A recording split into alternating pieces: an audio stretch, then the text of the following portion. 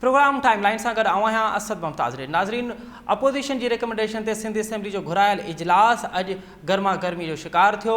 उन में मुकम्मल असांखे गर्मा गर्मी नज़र आई। मुखालिफ़ धुर जूं जेके भी पार्टियूं आहिनि उन्हनि जे अॻुवाणनि सिंध हुकूमत ते ऐं ख़ासि करे हेल्थ वारे निज़ाम ते छिती तनक़ीद कंदे इहो पिणु चयो आहे त सिंध हुकूमत कोविड-19 ते सियासत पई करे, पॉइंट स्कोरिंग पई करे। इन हद ताईं जो आवाम खे जेको आहे उहे सरकारी अस्पतालनि में उन जो इलाजु करायो पियो वञे, बल्कि हुकुमरान ऐं उन जा मिट माइट जेके आहिनि उहे निजी इदारनि में इलाजु कराइनि पिया। नुसरत सैर अब्बासी त इन हद ताईं बि इल्ज़ाम हयो आहे त जेके असेंबली जा मेंबर आहिनि उन्हनि जूं टेस्टूं बि सिंध हुकूमत निजी इदारनि में करायूं आहिनि। इजलास में गर्मा गर्मी उन वक़्तु थी जॾहिं सूबाई वज़ीर अज़रा पेचुओ साहिबा जेका आहिनि उन कोविड-19 जा अंग खर ॾिना ऐं नुसरत सैर अब्बासी उनखे इंटरप्रेट करण जी कोशिशि कई, जंहिंजे जवाब में मोहतरमा अज़रा पेचुओ चयो त तूं स्टूपिड वुमेन आहीं, तोखे को हक़ु कोन्हे त तूं असांजे वॾनि ते ॻाल्हाए। सिंध असेंबली जे इजलास जी कार्रवाई त पंहिंजी जाइ ते काल मुल्क जे तमामु वॾे इदारे स्टील मिल जे हवाले सां हिकु अहम फ़ैसिलो थियो आहे, जंहिंमें उनखे निजकारी जो फ़ैसिलो कयो वियो आहे ऐं स्टील मिल जे 9,350 मुलाज़िमनि खे गोल्डन हैंडशेक जे ज़रिए फ़ारिग़ करण जो फ़ैसिलो कयो वियो आहे। हाणे इन्हनि हालतुनि में जॾहिं मुल्क जी मैशत जेका आहे उहा उनखे कापारी धकु रसियो आहे, मुल्क में पहिरियां ई बेरोज़गारनि जी तमामु वॾी फ़ौज आहे, उन्हनि हालतुनि में स्टील मिल जी निजकारी ईंदड़ ॾींहनि में उन जा असर कहिड़ा थींदा आहिनि ते ॻाल्हाईंदासीं। इन वक़्तु असां गॾु मुआशी माहिर मोहतरम कैसर बंगाली साहब प्रोग्राम में शरीक गुफ्तगू है। बंगाली साहब, मेरा अर्ज़ ये था कि इन हालात में आप कैसे देख रहे हैं स्टील मिल की निजकारी को? पहली बात तो ये है कि इन हालात में लोगों को बेरोजगार करना ये बेरहम एक इक़दाम है। कहते हैं कि गोल्डन हैंडशेक देंगे, लेकिन बहुत सारे ऐसे मुलाजमीन हैं स्टील मिल के जिनको कई अरसे से तनख्वाह नहीं मिली है। उस पर कोई तफसील नहीं है कि वो जो बकाया तनख्वाह है उसका क्या होगा, लेकिन चलो सारा दे भी देते हैं। तो बात ये है कि इसकी निजकारी की कोई तफसील नहीं है, किसको बेचा जा रहा है, किस कीमत बेचा जा रहा है। माजी में जितनी फैक्ट्रियों की निजकारी हुई है वो फैक्ट्री बंद हो गई है और वहाँ पर प्लॉटिंग करके मकानात बना दिए गए। तो इससे कारखाने जब बंद होते हैं तो रोज़गार चला जाता है। ये सिर्फ इस वक्त जो 9,000 साढ़े 9,000 मजदूर है इसकी बात नहीं है। आगे जो निजकारी नहीं होगी तो रोज़गार के मौके भी नहीं होंगे और बेरोज़गारी मज़ीद बढ़ेगी। ये निजकारी करने की सिर्फ ये है कि चंद कुछ लोगों को आप बेचेंगे स्टील मिल, जो इसको बंद करके इसकी प्लॉटिंग करेंगे, ये एक मुजरिमाना हरकत होगी। जी अच्छा, बंगाली साहब, क्या बात है कि स्टील मिल जो है गुज़िश्ता 4 हुकूमत मुशर्रफ के दौर से लेके अब तक हर हुकूमत के निजकारी के निशाने पे रही है। बुनियादी सबब क्या है? हुक्मरान क्यों इसको निजकारी, स्टील मिल की निजकारी क्यों चाहते हैं? ये स्टील मिल जो है ये किसी काम का नहीं है। इसकी जो मशीनरी है वो सिर्फ स्क्रैप में बिक सकती है, वज़न तोल के इसको बेचा जा सकता है। ये अब प्रोडक्शन नहीं दे सकती, क्योंकि जब किसी भी फैक्ट्री में आप 30 साल 40 साल उस मशीनरी में इन्वेस्ट नहीं करेंगे, उसको रिपेयर एंड मेंटेनेंस नहीं करेंगे, उसको रिप्लेसमेंट नहीं करेंगे, ये मशीनरी 40 साल पहले की है और ये अब प्रोडक्शन नहीं दे सकती। जो भी ख़रीदार होगा वो जाहिर है स्टील मिल को दोबारा आबाद करना पड़ेगा, नई मशीनरी लगानी पड़ेगी और हुकूमत सही उसको हैंडल नहीं कर रही है। वो जो वाजिबात है हुकूमत के वो तो कोई भी नहीं लेगा। अच्छा, तो उसका कोई प्लान बने, लेकिन इनका जो मकसद होता है हर हुकूमत का वो ये होता है कि इसको जैसा है वैसे ही बेच दे और उस टर्म्स पे कोई ख़रीदने को तैयार नहीं होता है। सही। अच्छा बंगाली साहब, हम देख रहे हैं कि माजी में वो इदारे निजकारी, उन इदारों की निजकारी की गई जिनके पास ज़मीन है, तो स्टील मिल के पास भी एक रिकॉर्ड के मुताबिक 19,000 ज़मीन भी है। तो आप समझते हैं कि स्टील मिल की निजकारी का एक सबब ये भी है क्योंकि वो शहर के बीचों बीच, अब स्टील मिल तो शहर के बीचों बीच हो गई है और वो जो ज़मीन है वो प्राइम लोकेशन पे भी है, तो ये भी एक सबब हो सकता है? मैंने पहला कॉमेंट मेरा यही था ना कि इसको ये कारखाना बंद करके प्लॉटिंग करेंगे। अच्छा, तो आप समझते हैं कि जो माजी में जितनी भी निजकारी हुई है, मिसाल के हम मुशर्रफ के दौर से ले लें अगर फिगर, تو پی ٹی سی ایل کی نجکاری ہوئی, کے ای ایس سی کی نجکاری ہوئی اور دیگر جو چھوٹے بڑے ادارے ہیں, ان اداروں کی کارکردگی کیا پہلے سے بہتر رہی یا پھر نجکاری کے بعد بدترین ہو گئی؟ یہ تو ایک الگ بحث ہے. کراچی الیکٹرک کی کارکردگی تو بہتر نہیں ہے, ہمیں واضح پتہ ہے. پی ٹی سی ایل کا معاملہ بہت کم ہو گیا ہے چونکہ زیادہ تر لوگوں کے پاس موبائل فونز ہیں, اس میں 3-4 کمپنیز ہیں الگ الگ. لیکن جو نجکاری کا مقصد تھا کہ اگر یہ نجی شعبے میں جائے گا تو یہ زیادہ ایفیشینٹلی کام کرے گا, ملک کی ترقی ہوگی, یہ تو نہیں ہوا. کارخانے بند ہو گئے سارے. جہاں اس وقت نیا ناظم آباد بن رہا ہے, یہاں پر ایک سیمنٹ فیکٹری ہوا کرتی بالکل جو بند ہو گئی, اس بالکل. کی جگہ نیا ناظم آباد بن رہا ہے. تو اگر ہم نے پورے ملک کی کارخانے بند کر دینے ہیں, وہاں صرف مکان بنا دینے ہیں, تو روزگار کہاں سے ملے گا لوگوں کو؟ صحیح بات. تو آپ بنگالی صاحب یہ کہنا چاہتے ہیں کہ حکومت کی جو ترجیح ہے وہ اسٹیٹ جو کاروبار ہے اس پہ ہے, اور اب جو انڈسٹری ہے اس کو پیچھے, مطلب اس کو سیکنڈ ترجیح میں آ گئی ہے, جو ریئل لیکن اسٹیٹ کیا کا ترجیح ہی کاروبار ہے اس نہیں ہے. روزگار, کارخانے چلانا روزگار دینا ترجیح ہی نہیں ہے. یہ بیچنا چاہتے ہیں اس لیے کہ اس میں جو بھی حکومت میں بیٹھے ہوتے ہیں ان کو بڑے فائدے ہوتے ہیں, بیچ کے چلے جائیں گے. بنگالی صاحب پھر یہ جو بے روزگاروں کی فوج اکٹھی ہو رہی ہے مختلف اداروں سے, ویسے ہی جو دیگر ادارے ہیں ان میں سے ڈاؤن سائزنگ شروع ہے, پھر 9,000 تقریباً 9,000 یہ اسٹیل مل سے لوگ بے روزگار ہو جائیں گے. پھر یہ جو بے روزگاروں کی فوج ہو رہی ہے, کیسے سنبھال پائیں گے حکمران ان بے روزگاروں کو؟ ان سب کو سڑک پہ نکلنا پڑے گا. سڑک پہ نکل کے احتجاج کرنے کے علاوہ اور کوئی چارہ نہیں ہے, کیونکہ یہ ظالموں کی حکومت ہے, غیر ملکی مفادات کی حکومت ہے, میر جعفروں کی حکومت ہے. ان کے خلاف تو مزاحمت کرنی پڑے گی اور سڑک پہ نکلنا پڑے گا. اچھا بنگالی صاحب, کوئی اور مطلب آپ سمجھ رہے ہیں کہ اسٹیل مل کی اب نجکاری کے علاوہ کوئی اور دوسرا آپشن نہیں ہے کہ اس کو آپریٹ کیا جائے, اس کو دوبارہ اپنے پیروں پہ کھڑا کیا جائے؟ جی بالکل ہے. یہ ایک نجکاری کا اصول اگر بنا لیں کہ حکومت جو ہے اثاثے کی نجکاری نہیں کرے گی, اس کی مینجمنٹ کی نجکاری کرے گی, تو اس کا طریقہ یہ ہے جیسے اسٹیل مل ہے وہ ایک مینجمنٹ کانٹریکٹ پہ کسی کمپنی کو دے دیں کہ جی یہ اسٹیل مل ہے, یہ آپ چلائیں, اور حکومت کو اتنے پیسے سال کا دے دیں. تو اس وقت جو حکومت کے جیب سے پیسے جا رہے ہیں اس کے جانے کے بجائے حکومت کو پیسے ملیں گے, چاہے کم ملے, اور وہ کارخانہ چلائیں, اس میں اس کو پیداوار بڑھائے اور منافع جائے. لیکن اس پارٹی کو یہ اجازت نہیں ہونی چاہیے کہ کارخانہ بند کر کے زمین کو کسی اور چیز میں استعمال کرے. میں آپ کو یہ بتاؤں کہ کراچی میں پاکستانی انڈسٹریلسٹ موجود ہے جو تیار ہے اسٹیل مل کو کانٹریکٹ پہ لینے کے لیے اور چلانے کے لیے. اچھا, اثاثے حکومت کے رہیں گے لیکن مینجمنٹ نجی ہوگی. یہ طریقہ ہے اس کو چلانے کا.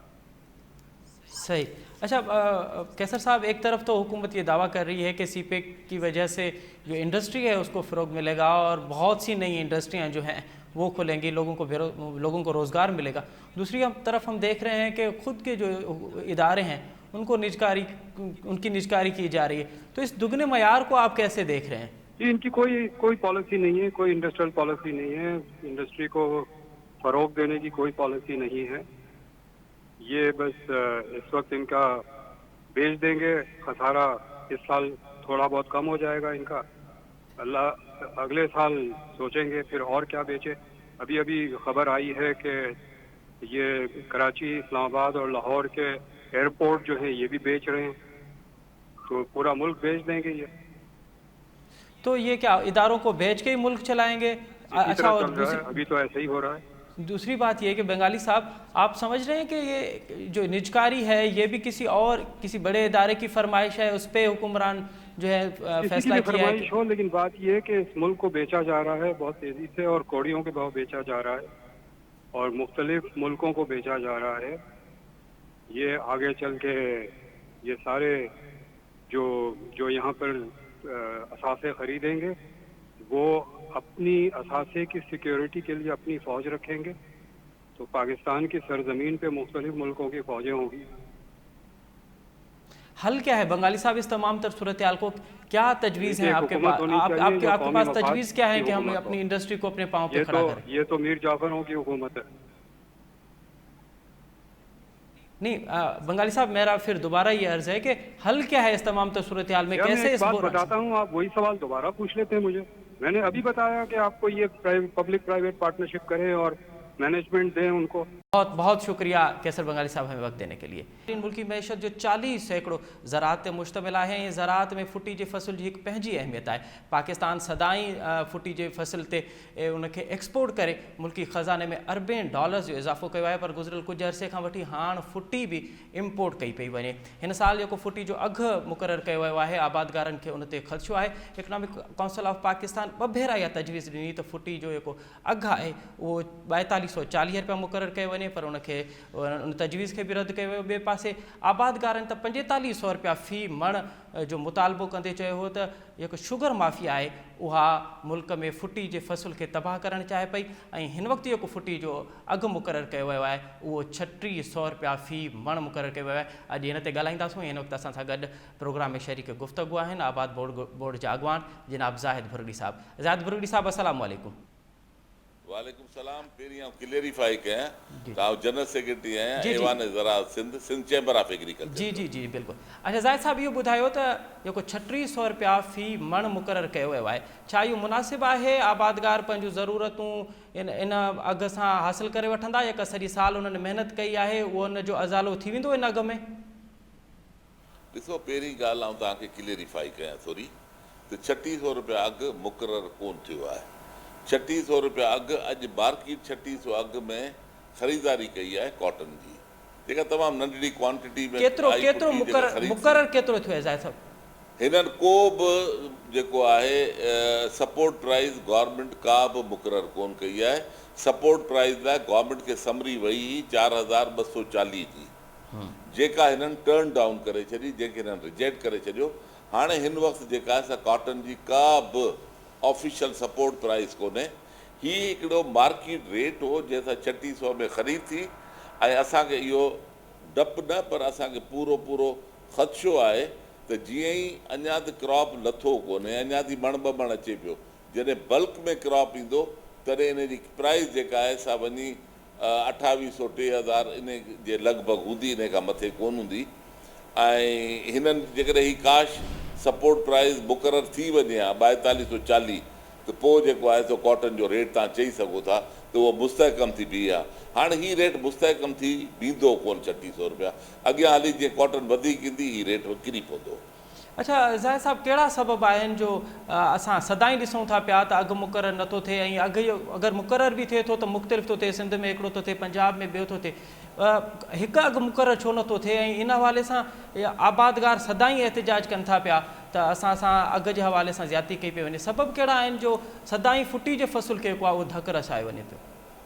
हा, उन में आउं तव्हांखे हिकिड़ी थोरी ॻाल्हि कयां त बदकिस्मती सां गवर्नमेंट ऑफ पाकिस्तान जी का बि एग्रीकल्चर प्रायोरिटी पॉलिसी कोन्हे.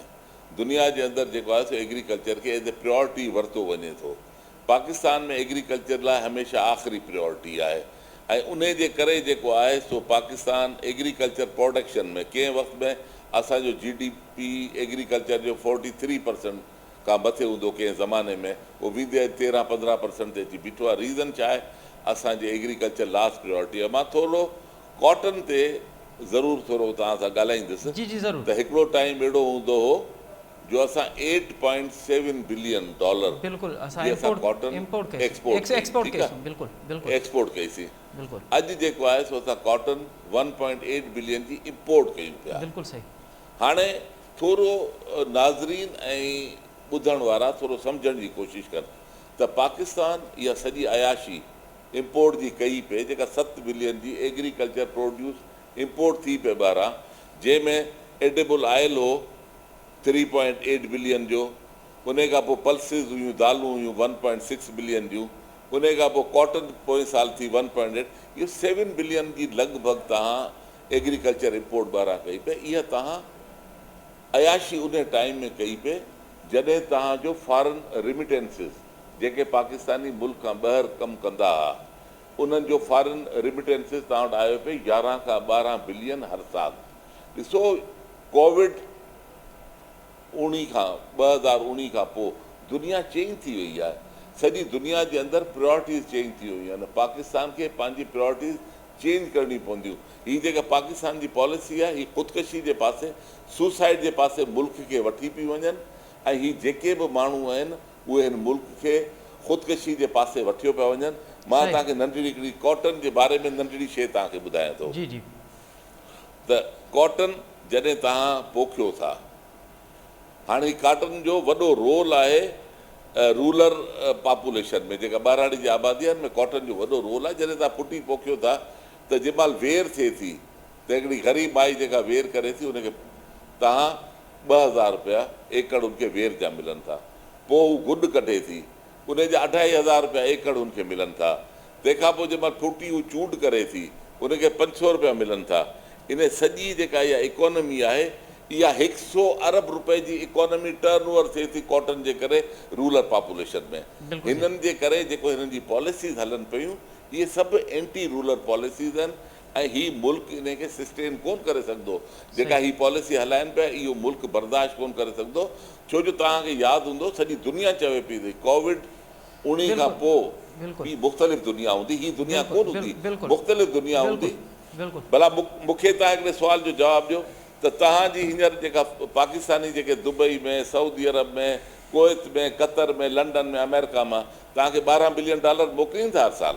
न बिल्कुलु ज़ाहिर आहे ज़रात जी ऐं फुटी जी त हिकिड़ी पंहिंजी अहमियत आहे। ज़ाहिद साहिबु केतिरो अघु हुजणु घुरिजे हिन वक़्तु जॾहिं कोविड जी सूरत हाल आहे त फुटी जो फी मण अघु तव्हां केतिरो तजवीज़ कंदो त हुजणु घुरिजे? असांजी तरफ़ां असांजी तंज़ीम जेका आहे सा ऐवान ज़रात सिंध चैम्बर ऑफ एग्रीकल्चर, असां minimum price for the entire crop season 4500 रुपया असां सजेस्ट कई हुई, ऐं असां चयो त इन खां घटि प्राइस में आबादगारनि खे कॉटन वारे में कोन्हे। सही। ऐं जेका असांजी ॻाल्हि हुननि ॿुधी बि सही, पर उन ते अमल कोन थियो।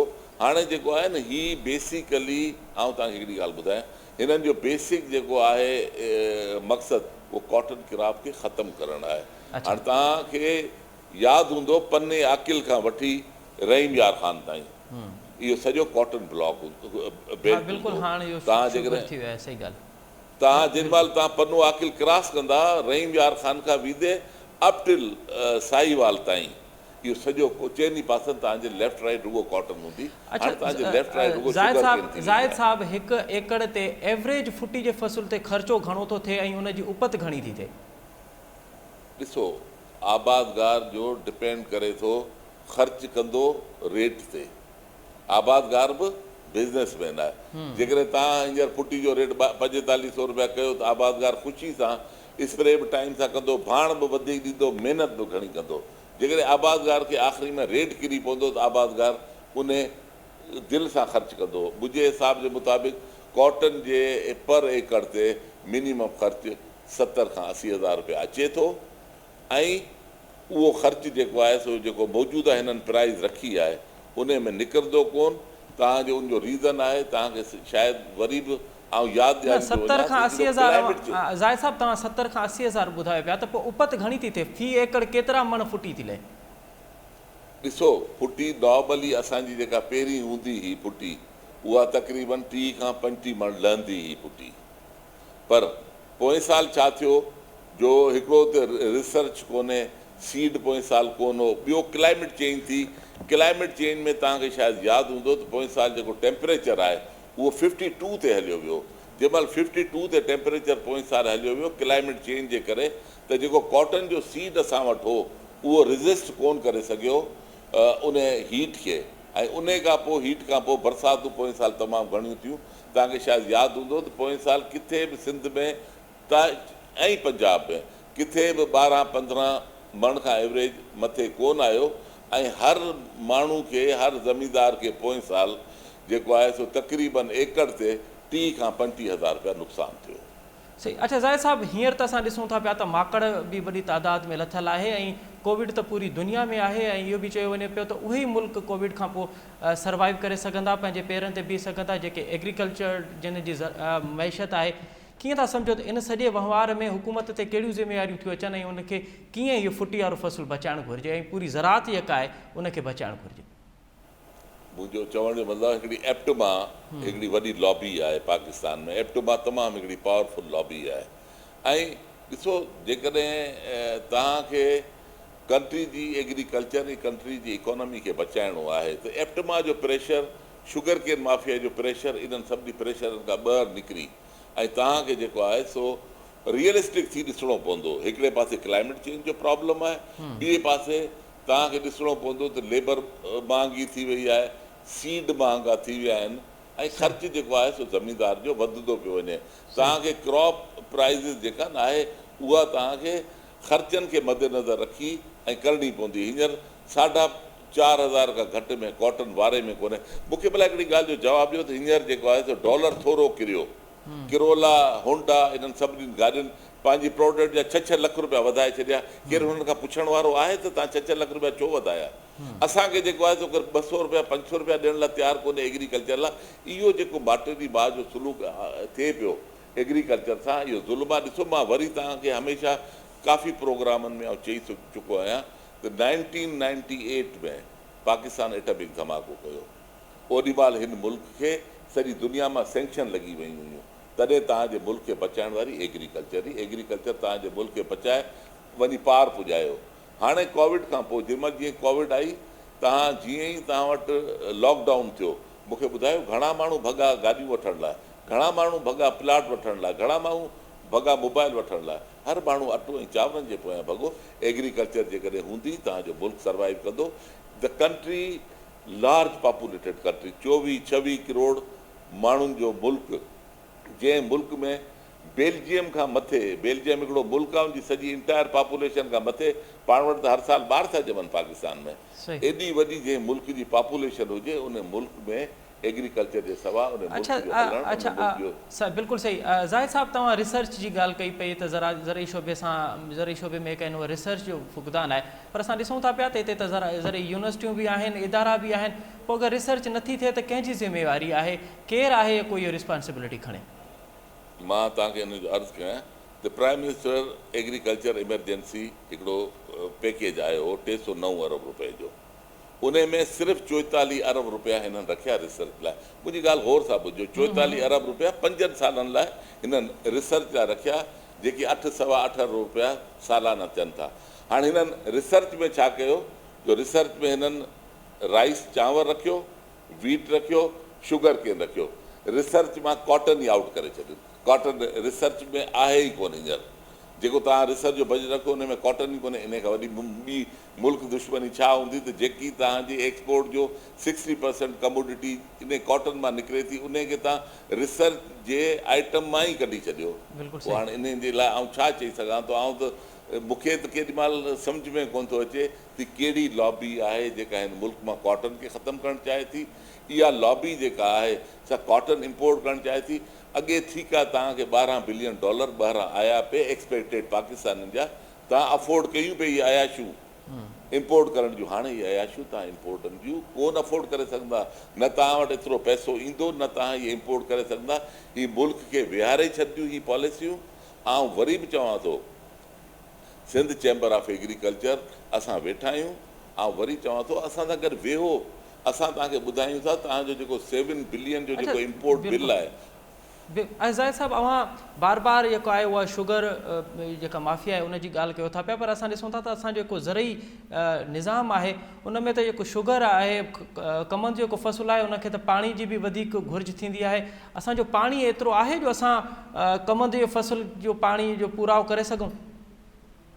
ॾिसो, पहिरीं ॻाल्हि इहा आहे त तव्हांजो सॼो जेको आपाशी जो जेको निज़ाम आहे उहो 1932 जो ठहियलु निज़ाम आहे। ऐं सॼो 1932 जे निज़ाम ते इहे शाखूं, इहे केनाल, इहे सभु शयूं 1932 जूं निकितल आहिनि। हीअ एग्रीकल्चर जो निज़ाम सॼो 1932 जो आहे। तव्हांजा क्रॉप 2020 जा आहिनि। 1932 जो इरीगेशन सिस्टम, 2020 जा क्रॉप। इहो पुॼी माण्हू कोन सघंदो। तव्हांखे जेके केलो आहे, शुगर केन आहे, इहे क्रॉप अहिड़ा आहिनि जेके घणो पाणी इस्तेमालु कनि था। ही ड्राई क्रॉप चवंदा आहिनि कॉटन खे। अंग्रेज़ी तव्हां मां तव्हांखे नंढड़ी हिकिड़ी मिसाल थो ॾियां, लाइट बुक ऑफ केनाल हिकिड़ो आहे, तव्हां सखर बैराज जे करे वञो त नारा केनाल जे लाइ हिकिड़ो लाइट बुक ऑफ केनाल अंग्रेज़नि ठाहे रखियो। उन में अंग्रेज़ जेको आहे सो सभु पंहिंजी क्रॉपिंग पैटर्न ॿुधाए पियो, ड्राई क्रॉप ते घणो चए पियो। Dry crop means cotton. हीअ जेके शुगर केन बनाना हीअ त जेके आहिनि इहे त ज़हर क़ातिल आहिनि। हिन एग्रीकल्चर निज़ाम खे जेको इरिगेशन जे निज़ाम खे इन्हनि त शयुनि कोलैप्स कयो आहे ऐं इहा हिकिड़ी माफ़िया तमामु वॾी स्ट्रॉंग आहे। कॉटन खे आउं वरी चवां थो हथु वठी ख़तमु करण जी माना आहे 100 अरब रुपए जी जेका फेर फार थींदी ॿारहाड़ियुनि में उनखे ख़तमु करणु आहे। अच्छा ज़ाहिद साहब, तजवीज़ूं कहिड़ियूं आहिनि त कीअं फुटी जे फसल खे बचाए सघिजे, उनखे बचाए सघिजे ऐं उन मां जेका उपत आहे उहा बि वधाए सघिजे ऐं पूरे को ज़रिए असांजो निज़ाम आहे उनखे वरी बहितर कजे ऐं जीअं मुल्क जेको आहे उहो पंहिंजे पेरनि ते बीह सघे, छाकाणि त कोविड खां पोइ त पूरी दुनिया तब्दील पई थिए। अगरि दुनिया तब्दील पई थिए त असांखे बि उन सां गॾु हलणो आहे। मां तव्हांखे हिकिड़ी ॻाल्हि ॿुधायां त इजिप्ट में, मिस्र में उन्हनि हिकिड़ो सीड जेको आहे सो डेवलप कयो आहे रिसर्च जे ज़रिए। उन सीड जेको आहे सो पोएं साल आउं त एज़ ए ग्रोअर परेशान थी वियुसि ॿुधी त उन में मिनिमम 168 मण जी यील्ड आई आहे। असां वटि जेको आहे सो कॉटन रिसर्च या को बि एग्रीकल्चर रिसर्च थिए कोन थो।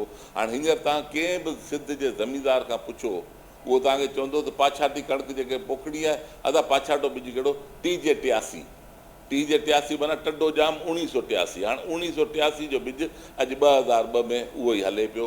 असां वटि जेको आहे सो पहिरियों कमु एग्रीकल्चर खे जेकॾहिं तव्हांखे संभालणो आहे त रिसर्च खे स्ट्रॉंग करिणो पवंदो।